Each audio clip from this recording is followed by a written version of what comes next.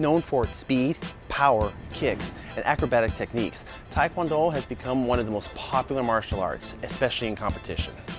So in this video, we're going to take a quick look at the history and origin of Taekwondo. Now, I just want to say that the Korean martial arts have an incredibly rich history, and I couldn't possibly include every detail in this video. So this is going to serve more as a nod of respect to those who practice the art, as well as provide a quick peek at its history for those interested in learning more. Now, if you want to further your studies on the history and origin of Taekwondo, I've included some links below in the description.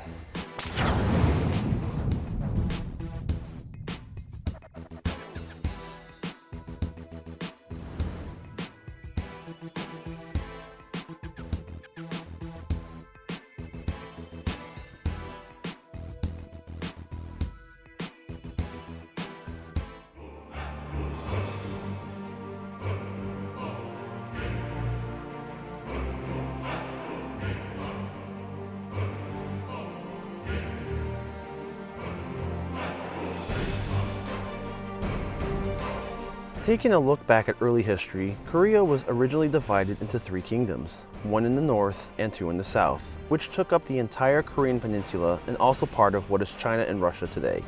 These 3 kingdoms formed a joint system of unarmed combat called subak, and each one contributed their own specific techniques and teachings, often based on the terrain and environmental influences.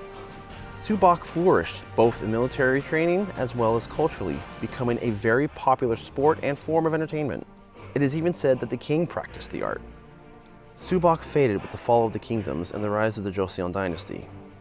During the Joseon period in Korea, there was an emphasis on literary and cultural arts over the physical combat of martial arts, and subak lost its dominance and its practice was restricted to competition and sport.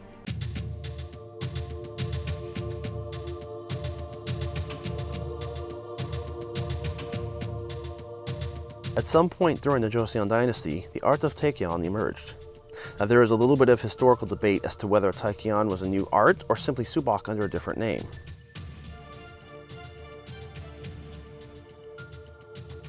Taekkyeon utilizes techniques to trip, throw, or take your opponent off balance. It emerged as a popular art and even remains today in competition and exhibition. Now, there is a lot more history to both subak and taekkyeon, as well as several other arts, including the art of gwonbeop, but hopefully this provides a little bit of historical foundation.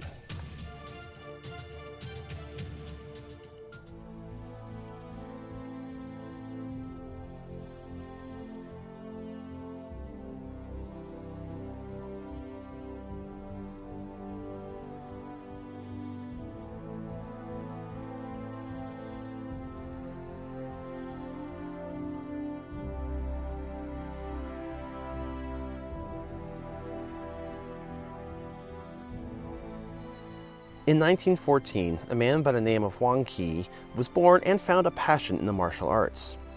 He was said to have extensively studied and mastered taekkyeon during high school. Under the Japanese occupation of Korea, it is believed that many native Korean martial arts were banned or restricted, with Koreans having to train in the Japanese arts. Ki seemingly had attracted the attention of Japanese authorities, so he sought out a new path and headed to China. While living in China, Ki claimed to have trained in the Chinese art of Yang Kung Fu, studying its effectiveness in close-quarter combat. In addition to his native Korean roots and Chinese training, Ki also studied Okinawan karate.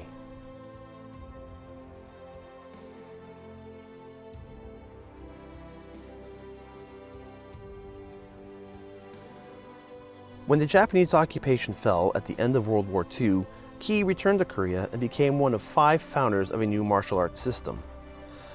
These schools, or kwons, were established by martial artists that had a mixture of Japanese and Chinese influences.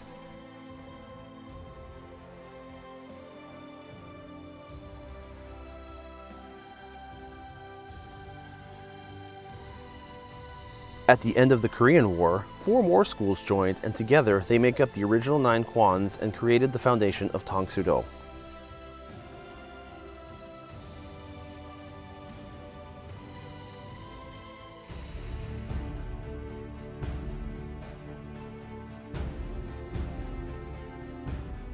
Each kwon taught their own version of the arts, and their influence and popularity spread quickly throughout Korea, even into the military. In 1952, the president of South Korea suggested that the kwons be combined into a single unified art. The kwons began to work together and called this art taekwondo.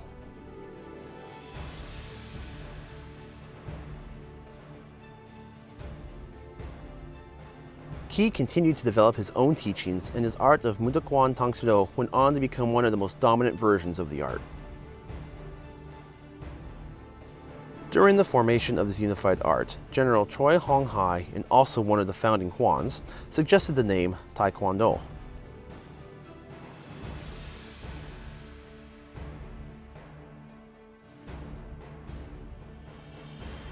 Choi is often referred to as the founder of Taekwondo, although there seems to be some controversy to this and is a topic of debate. In 1959, the Korean Taekwondo Association was formed in order to complete the unification of the arts. Choi did not fully agree with the politics, as the South Korean government did not want any inclusion of North Korean martial arts, while Choi felt that they should include all Korean arts. In 1966, Choi broke off and formed his own organization, the International Taekwondo Federation. The South Korean government eventually dropped support of the ITF, and Choi established headquarters in Toronto, Canada.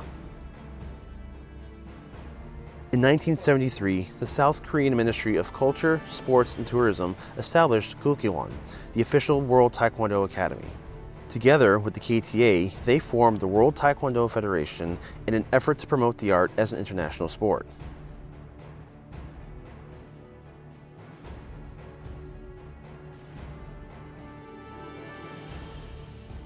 In 1962, Taekwondo was introduced to America when Jung-gu Lee opened up his first American school in Washington, D.C.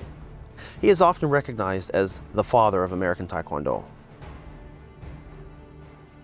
Taekwondo continues to flourish today with many different schools and variations, and is currently only one of 2 Asian arts to be included as an Olympic sport.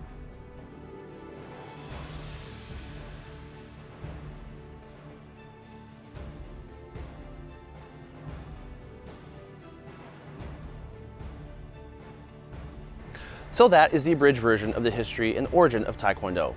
As I said earlier, the martial arts in Korea have such a rich history, I couldn't include all of it in just as one video. So for those of you wishing to further your academic study, I've included a bunch of references below in the description box. Also, I invite all Taekwondoan to contribute to this discussion and provide some more insight that we might not be aware of. Thank you so much for watching.